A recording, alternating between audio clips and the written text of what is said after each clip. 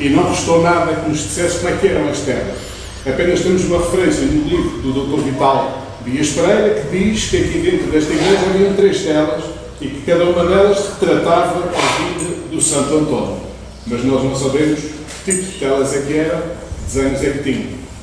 Portanto, mas ficámos sempre com o desejo de ter as telas, isso é verdade. Mais uma vez, e casuisticamente, eu conheci este simpático casal de São Miguel, que aqui está na frente, e que vocês terão a oportunidade de ver mais de perto, não é? A Carminho e o Duarte, e também em conversa casuística acerca da igreja, acerca daquilo que a gente fazia aqui, das atividades que desenvolvíamos, mencionei que tínhamos o desejo um dia de chegar às telas, mas tínhamos tido essa possibilidade por falta de dinheiro, naturalmente. E é nessa altura que surge o comentário: se tu quiseres, eu sei pintar e eu faço. E eu disse que sim, claro, eu ia dizer que não. Ainda por cima me disseram mais, disseram eu faço e vocês não me pagam nada. Portanto, eu não posso recusar uma oferta destas, não é? A direção aceitou, nós aceitamos todos e hoje estamos aqui para ver as telas finalmente no seu lugar, pintadas pela Academia Magos. Portanto, e antes da gente fazer mais qualquer tipo de comentário, chamava os elementos da direção, a gente ia ali acima descerrava para vocês finalmente verem a cara delas e as poderem apreciar, porque daqui a pouco também eu quero me dirá 2 ou 3 palavras a vocês todos e essas palavras que ela dirá vai falar sobre os quadros e confio que toda a gente esteja a ver o que lá está para perceber o que ela diz, está bem? Então, se não se importa, vamos.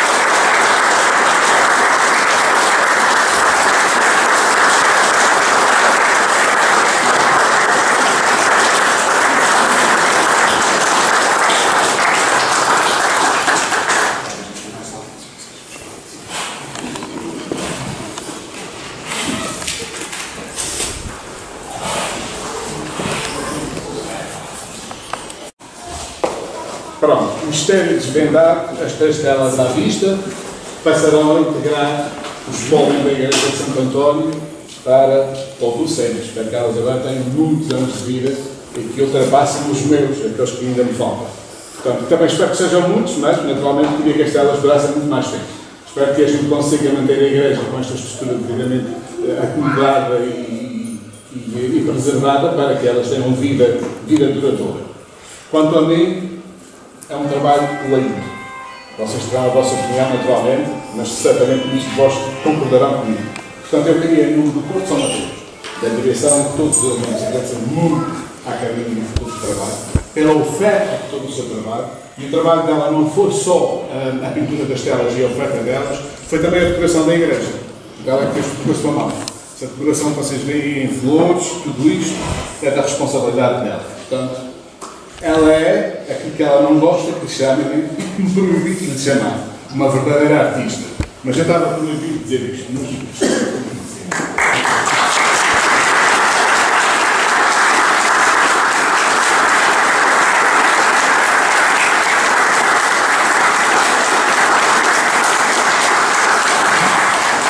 agradecemos muito a vossa generosidade e esta oferta belíssima para a nossa série. Muito obrigado a vocês por tudo e que Santo António nos ajude sempre com muito bom que vocês merecem. Relativamente a outras pessoas que nos ajudaram também, eu queria fazer um agradecimento também particular ao Miguel Pérez, que esteve connosco na colocação das telas, nos arremates finais, é o nosso homem dos cristais, o homem que entende da matéria. Queria também agradecer ao Rodrigo, que esteve aqui connosco também, com um trabalhão imenso para acertar aquele desenho também, como vocês veem, ele tem um recortado e foi muito difícil a colocar a tela e arranjar a forma de a colocar ali, mas ela foi encontrada, essa forma, e a tela está lá, está muito bem, como vocês veem, mas foi a mais difícil de colocar por causa daquelas reentrâncias todas.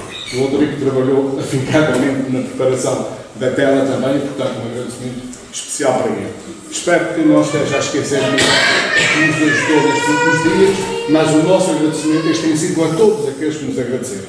Também aquele sapato que está sempre connosco e que nos apoia, queremos agradecer, e que está hoje aqui connosco, não só para presidir a missa, mas também para dizer algumas palavras a todos.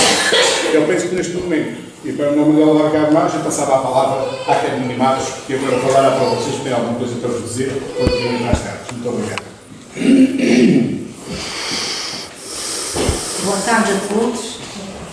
O que eu quero dizer é que sinto-me muito honrada por ter feito esse trabalho, porque foi feito com bastante amor, mesmo de verdade.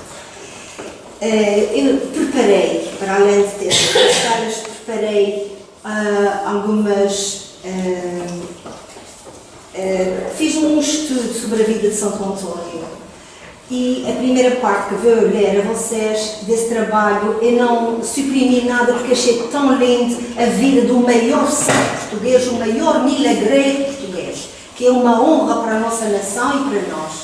E já eu tinha muita fé em Santo António e, sabendo da sua história, ainda fiquei com muito mais, porque sei coisas tão lindas que vou transmiti-las. A primeira parte é a sua biografia, a segunda parte vai falar dos milagres, e dentro desses milagres vem a explicação das telas, e no final um pequeno resumo do Sermão de Santo António aos Peixes, que é feito em 6 capítulos, mas não se preocupem quem não vou descrever-lhes muito, é um pequeno resumo de cada capítulo. Santo António nasceu a 15 de agosto de 1195 com o nome de Fernando Bulhões, na cidade de Lisboa, no seio de uma família nobre e rica. Era filho único de Martinho de Bulhões, oficial do exército de Dom Afonso e de Teresa Taveira. A casa de seus pais, onde nasceu, ficava mesmo em frente à Catedral de Lisboa, a qual foi adquirida pelo Estado, e hoje é a igreja com o seu nome, onde ainda hoje está um espaço original na cripta subterrânea, que era o seu quartinho de cama. Aos 19 anos, entrou no mosteiro de São Vicente dos Condes Regulários de Santo Agostinho. Contra a vontade de seu pai, morou lá por 2 anos. Gostava muito de estudar e de ficar mais recolhido. Com uma grande biblioteca em mãos, avançava na sua história pelo estudo e pela oração. É transferido para Coimbra, que é um importante centro de estudos de Portugal, ficando por lá 10 anos, onde é ordenado sacerdote. E logo se viu o dom da palavra que transbordava do jovem padre agostiniano. Tinha grande conhecimento e grande poder de pregação. Em Coimbra, Padre António conhece os freis franciscanos. Entusiasma-se pelo fervor e radicalidade com que estes viviam o Evangelho. Resolve juntar-se à ordem e recebe o hábito de São Francisco no convento de dos Olivais. Vai para Marrocos. Quando ele parte para Marrocos, ele vai numa missão de evangelização, mesmo sabendo que tinha acabado de ser decapitados vários franciscanos lá que iam na missão de evangelizar os mouros.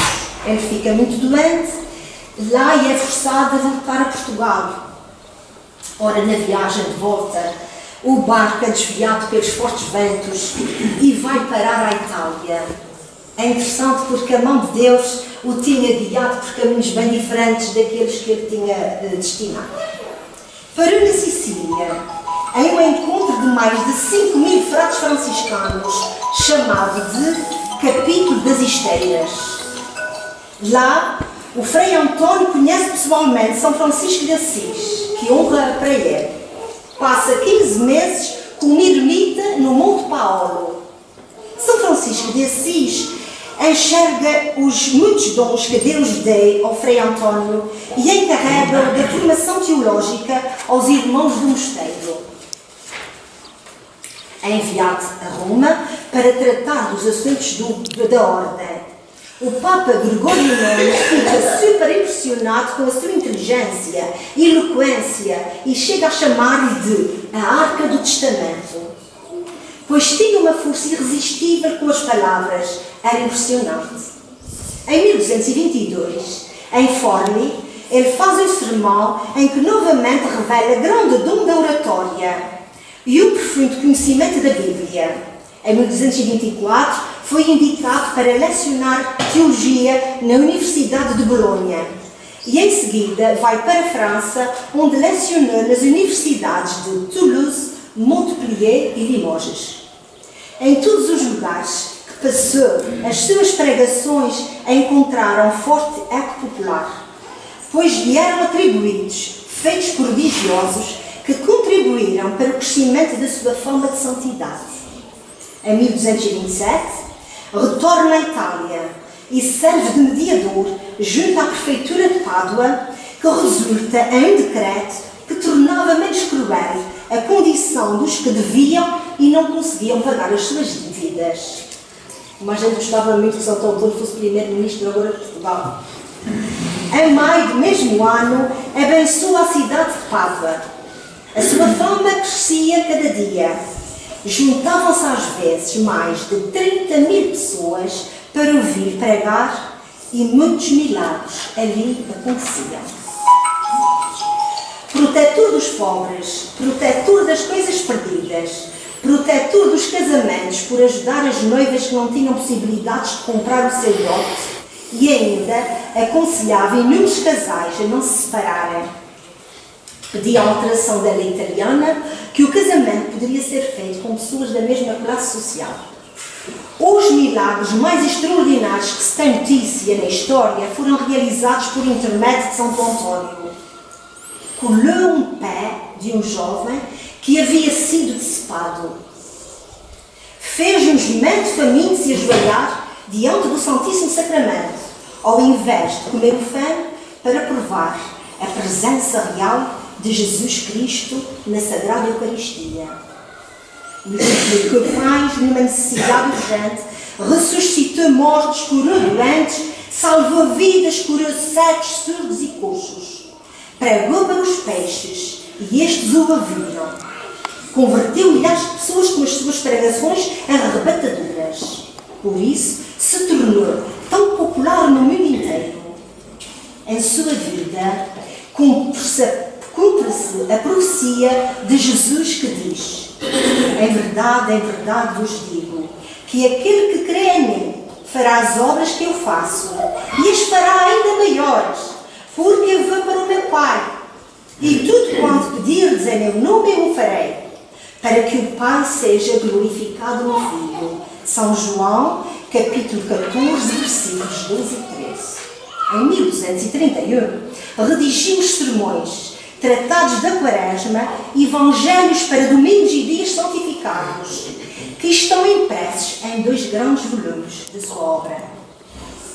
Antes de morrer, nas portas de Pádua, Santo Antônio vê Nossa Senhora e diz: ó Virgem gloriosa, que estás acima das estrelas.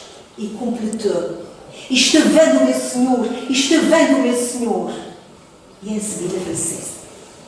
Os meninos saíram à rua dar notícia: o santo morreu, o santo morreu.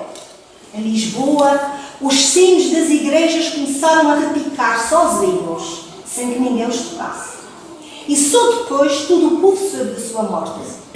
É conhecido como Santo de Lisboa, como Santo Antônio de Lisboa, por ser sua cidade de origem, e de Pádua, por Santo Antônio de Pádua.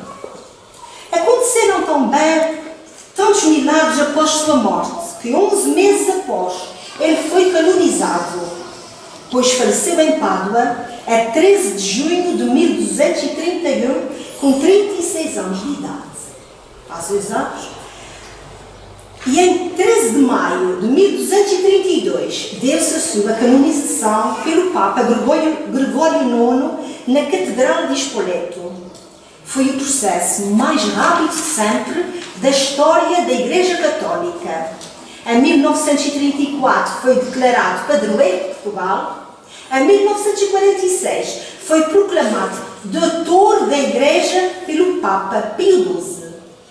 Quando o seu corpo foi exumado, a sua língua, mandíbula e cordas vocais estavam intactas. Permaneciam vivas, em perfeito estado de conservação, pois era seu principal instrumento de missionário. São Boaventura estava presente e disse: esse milagre é prova que a sua pregação era inspirada por Deus. Estas relíquias estão expostas até hoje no relicário na Basílica de Santo Antônio de Pádua. Eu gostaria agora por dar uma breve explicação sobre a primeira tela que eu pintei. Por acaso eu comecei a pintar, depois da nossa conversa, a primeira tela no sábado de Senhor Santo Cristo. Por acaso foi o dia 13 de maio e depois vim a perceber que foi o dia que ele foi canonizado. Com coincidência? A gente diz não há coincidências, mas por acaso foi no mesmo dia. Ora bem, explicando aquela tela para depois compreender o que eu pintei um dos grandes dons de Santo António só foi revelado após a sua morte. E aquele é um deles. Como ele havia pedido ao conde de Tiso que o acolheu em sua casa em Pádua. Ora, uma certa noite, ao ver os raios de sol saindo das frestas da porta do quarto do santo, onde o frei dormia, onde ele estava, o conde aproximou-se, olhou pela fresta e compreendeu que se tratava de algo muito invulgar. Tratava-se de um milagre, pois viu como muitas vezes a Virgem Maria vinha trazer o menino, o seu menino Jesus, a Santo Antônio para conversarem. E o conde presenciou isso e também foi facultado a visão dos céus. E Santo Antônio dizia que aqueles momentos eram descritos como os de mais profundo amor, paz e presença de anjos. Portanto, é a explicação daquela primeira tela. Saindo depois, o conde, quando saiu da presença deste milagre, o Santo Antônio percebeu que ele tinha visto tudo e pedido muito que só contasse aquele milagre após a sua morte. E foi assim, o conde de Tiso só contou após a sua morte. Foi por isso que o santo passou a ser representado como menino Jesus ao coro.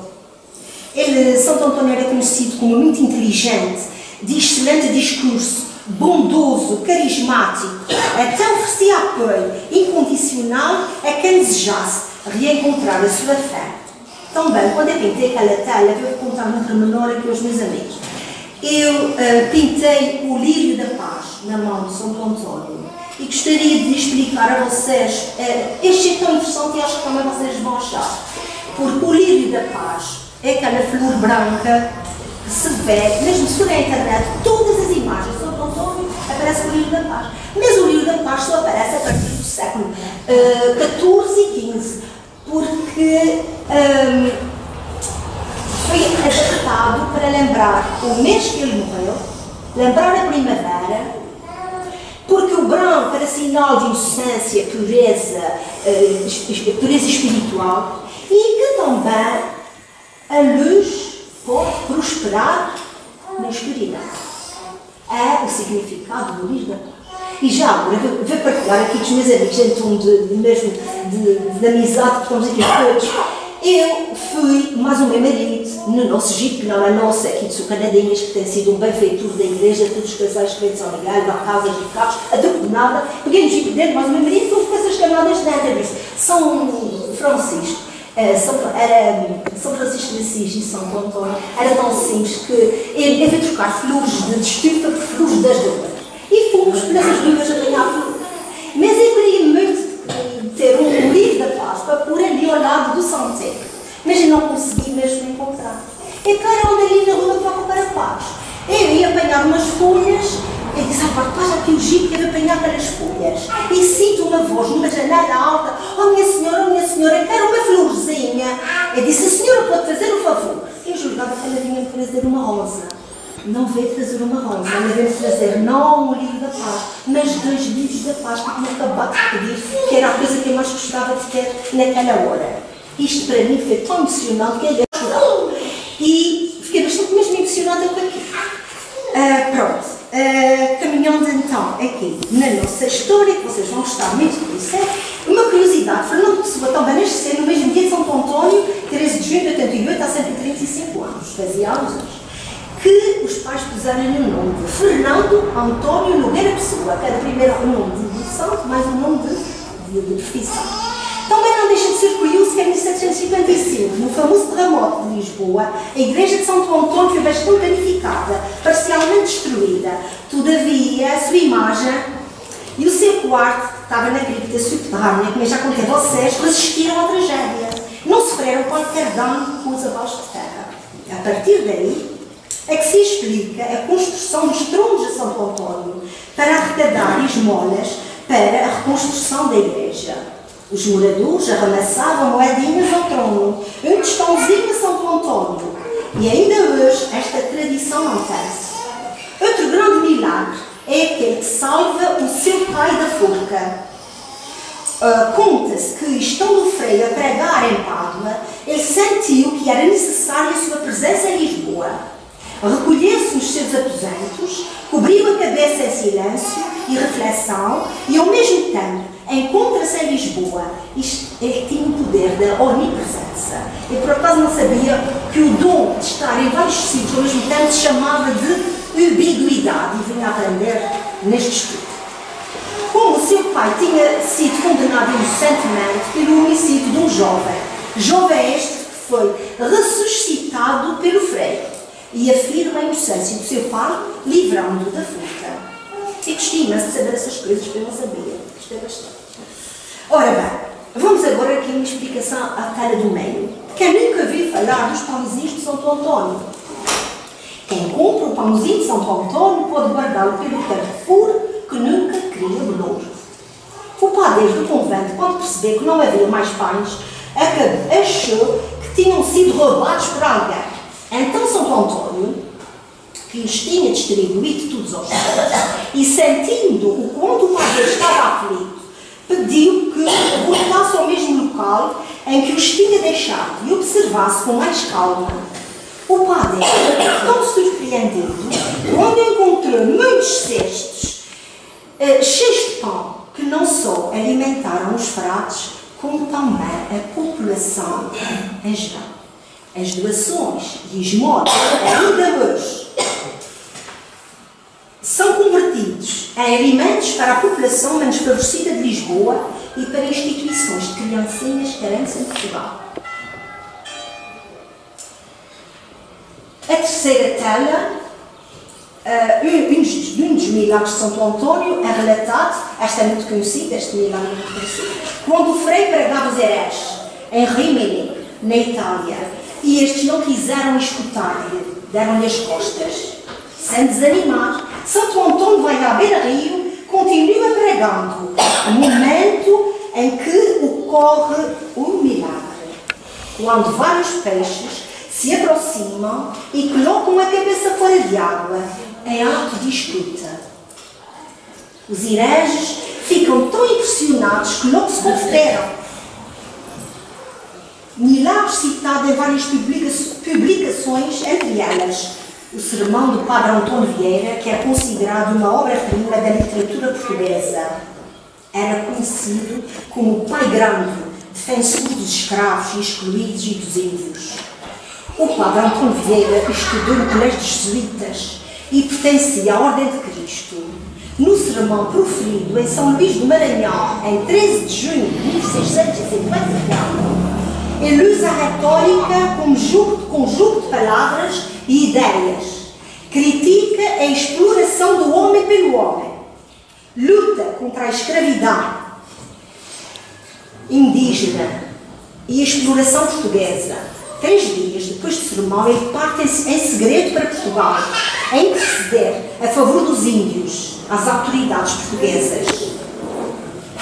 Ora, eu vim a saber uma coisa muito interessante.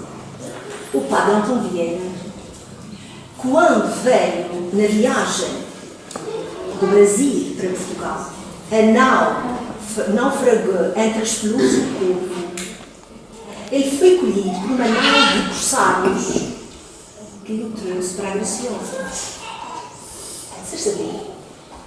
Ele esteve na Graciosa e por acaso fui ver e fui conhecer aquela torre cineira que está ali na rua, e por acaso vi lá de Santo António, acho que é a rua de Santo António ou lá de Santo António. Muito engraçado, a parte da igreja está demolida, mas existe lá a torre e a igreja é impressionante, foi muito interessante. Mas também foi muito interessante porque eu associei a ideia de que, nesta altura, já no século XVII, havia aqui na Graciosa a Confraria de Santo António. Estão a giro? Não é? Quem sabe se ainda o Sr. Presidente da Câmara vai formar aqui a Confraria de Santo António, mais nunca se sabe, a gente nunca sabe. Mas foi muito interessante. E foi a Confraria de Santo António que juntou a população para fazer ermidas a Santo António e a devoção aqui na Graciosa dos franciscanos a Santo António, especialmente em Santa Cruz.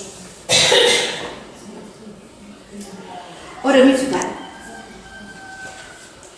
Um dos milagres também de Santo Antônio, que foi, que eu já expliquei a vocês, o sermão dos peixes, eu acho também, achei tão bonito que eu não deixei de querer explicar a vocês também. Acho que é tão bonito. Se o Pato me desculpe, dê tão um bocadinho, está quase acabado.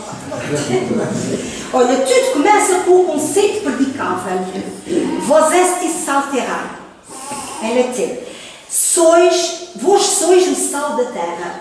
Ora, tal como o sal impede que os alimentos se corrompam, também os pregadores tinham a missão de impedir a corrupção na terra. Contudo, como a terra estava corrupta, havendo tantos pregadores, o defeito seria deles, que podiam não pregar a verdadeira doutrina, pregando-a, praticar ações em desacordo com esta doutrina, por outro lado, poderia ser dos ouvintes que não queriam receber a doutrina dos pregadores e preferiam antes seguir as suas ações do que as suas palavras.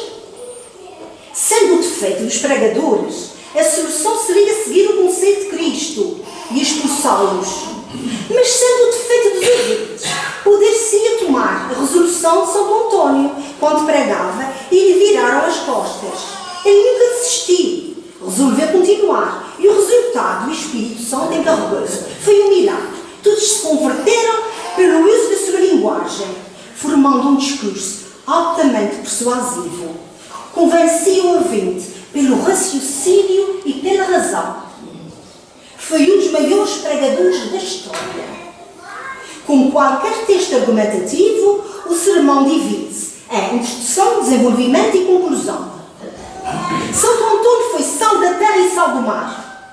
O pregador finge falar aos peixes, mas quando, na verdade, se dirige aos ouvintes humanos e ainda os anima.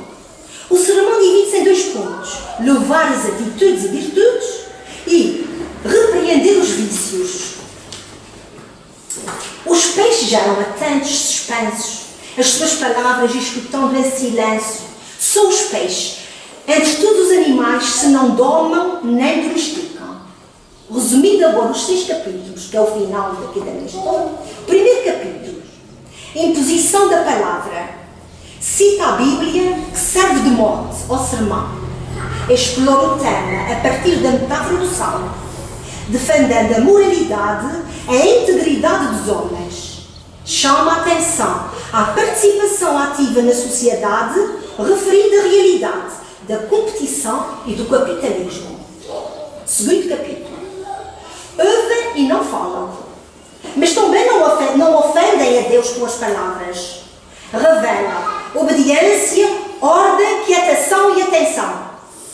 A referência às virtudes dos peixes permite, por interferência, evidenciar os defeitos dos homens.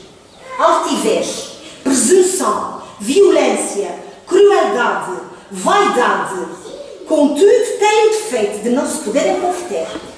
Terceiro capítulo.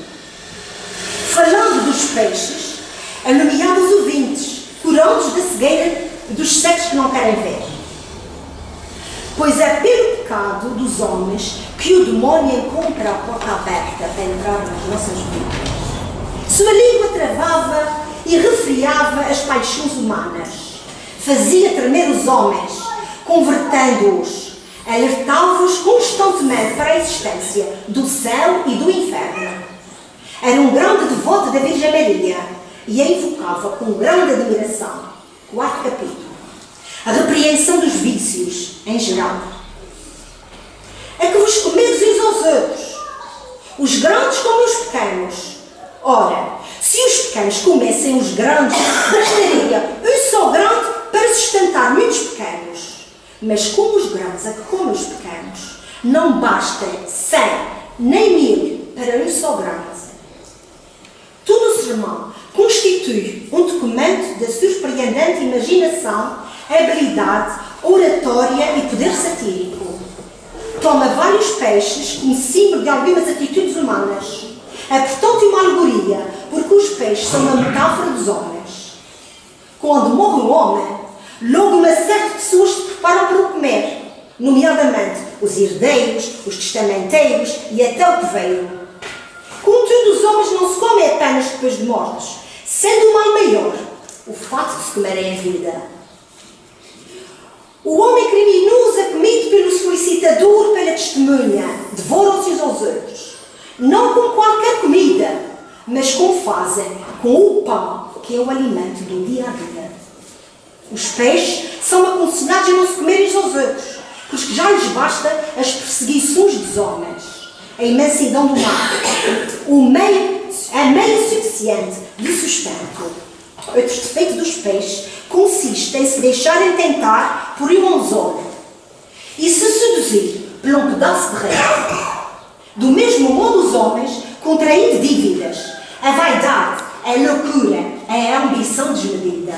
Santo Antônio despreza a vaidade, veste-se de burão com uma corda atada à cintura. Quinto capítulo. Neste capítulo faz repreensões aos peixes, em particular apontando os defeitos. Ele aponta 4 peixes, os defeitos, e 4 peixes, as virtudes. Eu fiz também um pequenito resumo as frases para acabar já. Os peixes pregadores eram os parasitas, oportunistas, viveram na independência dos grandes e morrem com eles. O polvo, traição, ataca sempre a emboscada, disfarçado, atira tinta para ofuscar os outros.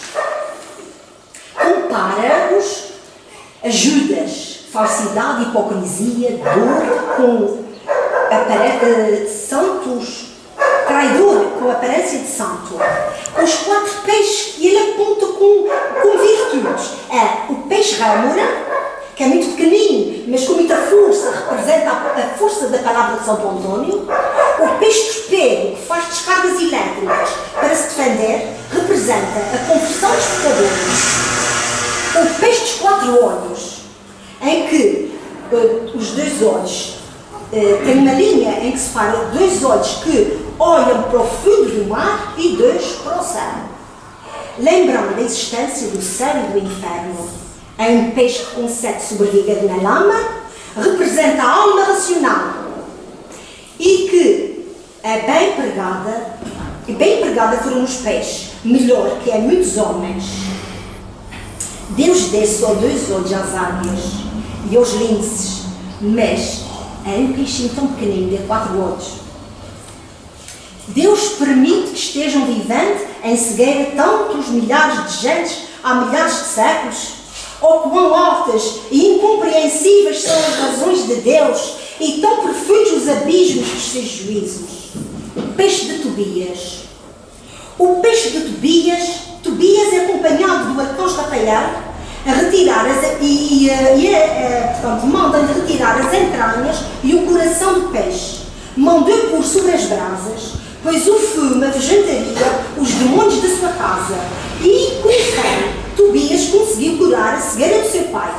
Compara o ferro às palavras de Santo Antônio, que seriam como o ferro que curava a cegueira da alma. Deixa uma mensagem clara aos verdadeiros destinatários do seu discurso. Abri estes olhos, abri estas entranhas, vede este coração e relembra. Eu não vos prego a vós homens do Maranhão, eu prego aos peixes.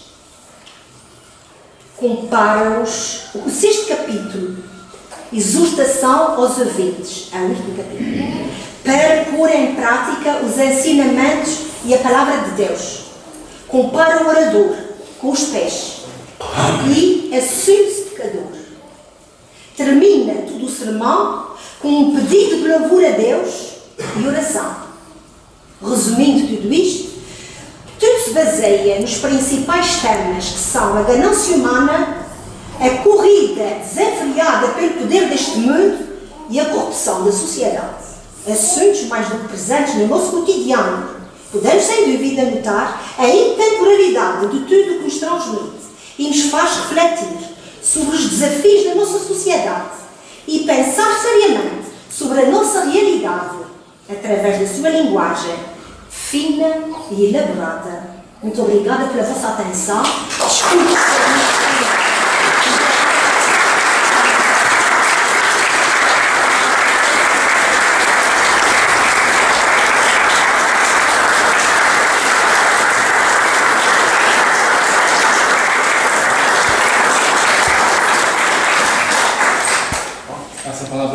faz favor.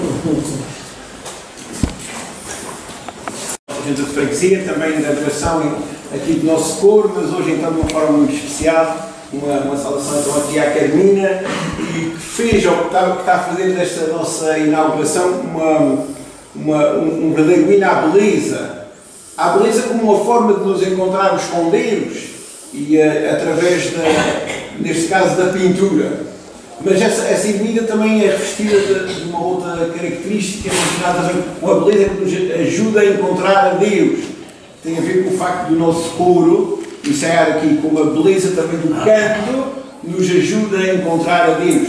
E aí podemos também, como estão aqui presentes as nossas autoridades da autarquia, também podemos falar um pouco desta realidade como a beleza da cultura, a beleza cultural, artística do nosso concelho também está muito presente nos edifícios da igreja. E também uma palavra também para a autarquia e para a autarquia, para a freguesia e a Câmara, que são as autoridades autárquicas aqui do nosso concelho, da nossa freguesia também em particular, o apoio que dão a isto mesmo, porque a beleza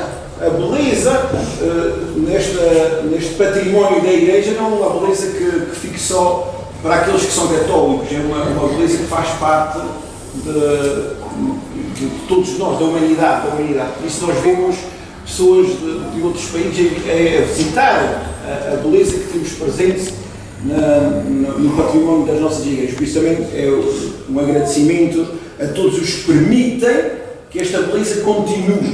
E uma palavra só, então, final, novamente recordando e agradecendo a generosidade da Carmina, que contribui então com esta beleza que nós somos convidados a viver, mas relembrar que a verdadeira beleza pode ser manifesta na vida de Santo António. E qual é esta beleza? A beleza de viver apaixonado por Deus. A beleza de viver em Deus, porque Deus é realmente uma beleza. E por isso é que através da beleza da arte, nas suas diversas expressões, nós conseguimos encontrar uma verdadeira paz que vem da beleza, que é sermos filhos de Deus. Disse.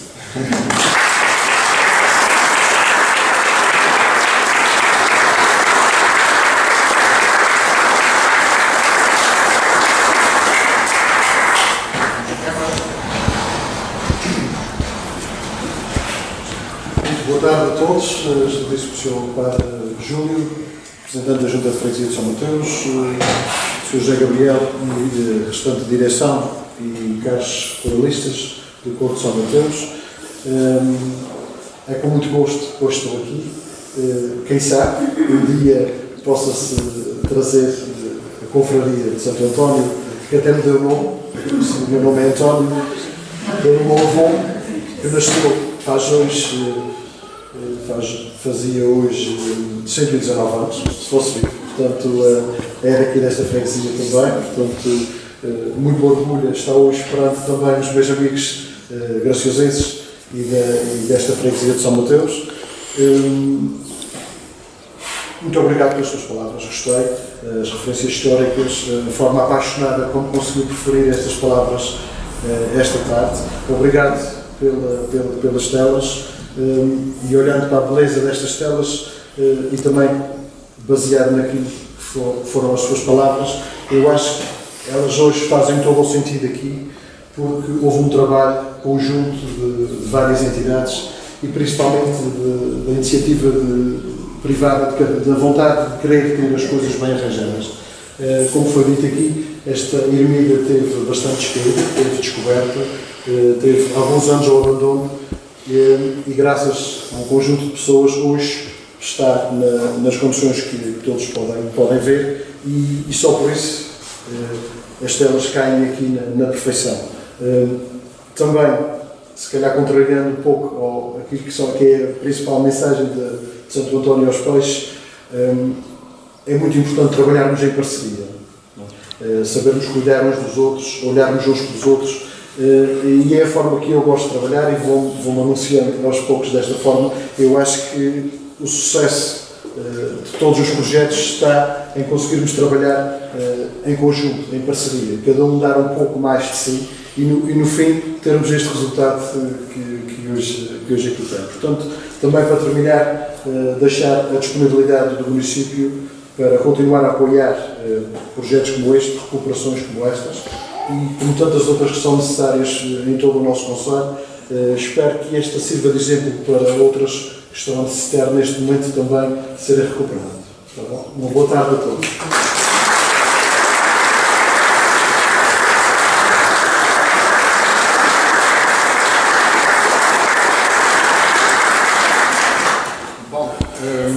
Antes de passarmos adiante, eu gostaria de, mais uma vez, só voltar a agradecer a todos que colaboraram connosco nesta iniciativa e em todas as iniciativas que têm a ver diretamente com a Igreja de Santo António e também à presença dos dois representantes autárquicos aqui da Freguesia de São Mateus, na pessoa da Ana Maria Ramos e também do Sr. Presidente da Câmara, o Sr.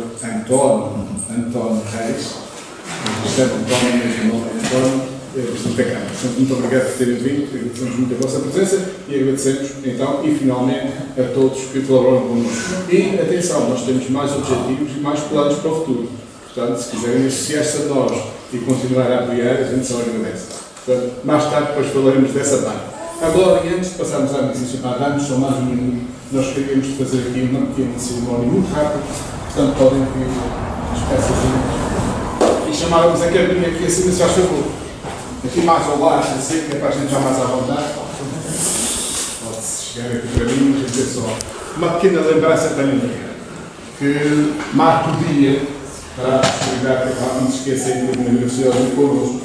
Muito bons. O Raminho.